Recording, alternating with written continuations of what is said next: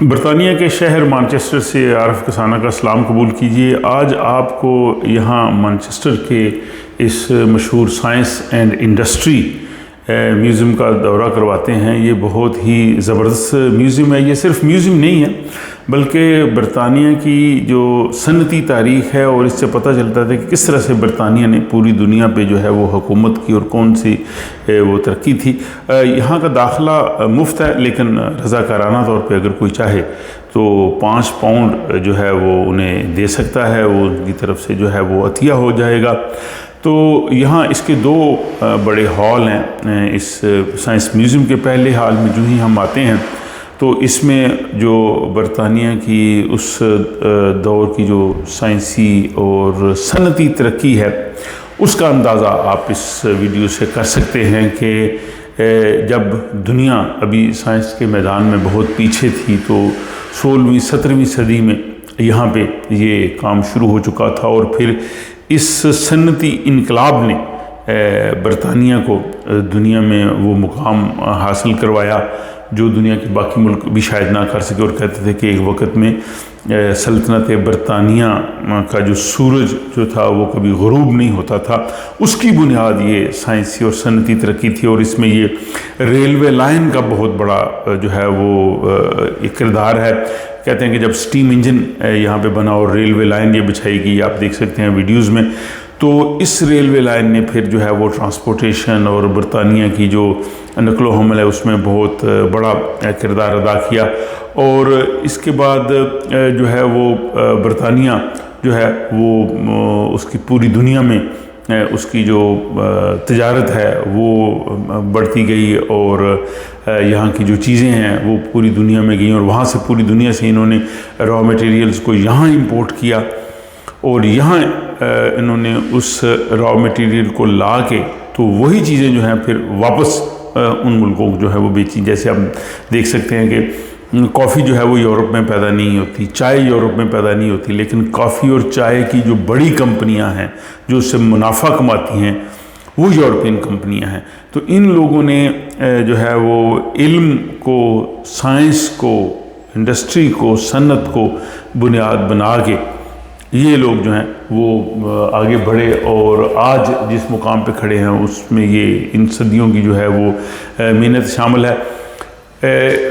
جیسے پاکستان میں لائل پور کو جو ہے وہ پاکستان کا مانچسٹر کہتے ہیں، اسی انداز سے اگر میں مانچسٹر کو پاکستان کا لائل پور کہوں تو یہ بھی غلط نہیں ہوگا، کیونکہ یہ مانچسٹر اور لائل پور یا فیصل آباد دونوں ٹیکسٹائل کی صنعت کے لیے دنیا میں مشہور تھے، اور ٹیکسٹائل انڈسٹری کا آغاز ایک طرح سے یہاں سے مانچسٹر میں سے ہوا۔ یہ آپ دیکھ سکتے ہیں کہ یہ جو اس کی ابتدا میں وہ ساری جو انہوں نے ایک تاریخ یہاں پہ سمودی ہے، اور اس میں بڑی سوچنے کی بات یہ ہے کہ جو ٹیکسٹائل کے لیے جو روئی ہے، کاٹن ہے، وہ یہاں پہ پیدا نہیں ہوتی تھی، یہ منگواتے تھے ہندوستان سے یا باقی ملکوں سے، اس کو منگوا کے مشینری یہاں تھی، انسانی عقل یہاں تھی، انسانی محنت یہاں تھی، اور پھر اس سے یہ پوری دنیا میں جو ہے وہ بھجواتے تھے۔ اور یہ مختلف ادوار جو ہیں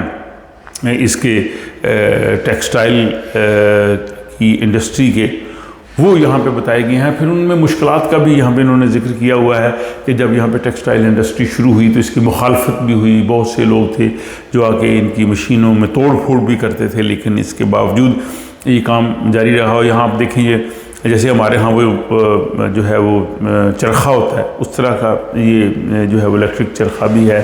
پھر وہ روئی دھنکنے والی جو مشین ہے جسے ہم پنجابی میں روم پنجن والی مشین کہنے ہیں، وہ بھی آپ کو یہاں پہ اس الیکٹرک جو ایڈوانس فارم تھی اس میں آپ کو ملے گی۔ تو یہ مانچسٹر کی جو دنیا میں شہرت تھی وہ اس میں جو ہے وہ ٹیکسٹائل کی وجہ سے تھی۔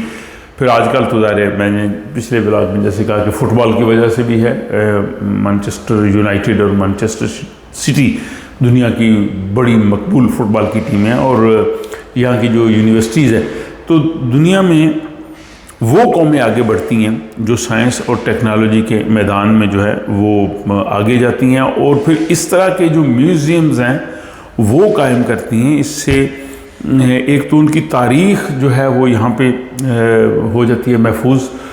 دوسرا اس سے ہوتا ہے کہ جو آنے والے لوگ ہیں ان کو ایک انسپائریشن ملتی ہے. اب یہاں پہ ہم نے دیکھا کہ بہت سے فیملیز آئی ہوئی ہیں, چھٹیاں ظاہر اگست میں, آج کل بچے آئے ہوئے ہیں, نوجوان آئے ہوئے ہیں, وہ یہاں پہ آ کے ان چیزوں کو دیکھتے ہیں کہ کس طرح سے آج کا یہ جو برطانیہ جو ایک دنیا کا ترقی یافتہ ملک ہے, اس کی بنیاد کس طرح سے ہوئی ہے. اور دیکھیے ایک چھوٹا سا ایک جزیرہ نما ہے, اور لیکن کس طرح سے پوری دنیا پہ جو ہے وہ برطانیہ کی حکومت ہے. آج بھی اگر دولت مشترکہ کے ممالک کی فہرست دیکھیں, دولت مشترکہ کے وہ ممالک ہے جو برطانیہ کے غلام رہے ہیں دوسرے لفظوں میں, اور غلامی کے بعد پھر بھی وہ اس تنظیم میں شامل ہیں جس میں پاکستان بھی شامل ہے.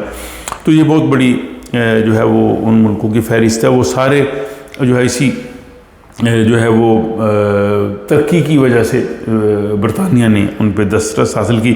تو یہ فرسٹ فلور کے بعد آپ کو اوپر والے فلور میں لے کے چلتے ہیں, اور اوپر والا جو فلور ہے اس میں زیادہ تر جو ہے وہ بچوں کے, نوجوانوں کے لیے جو ہے وہ سائنسی ایکسپیریمنٹس کو آسان طریقے سے بتایا گیا ہے.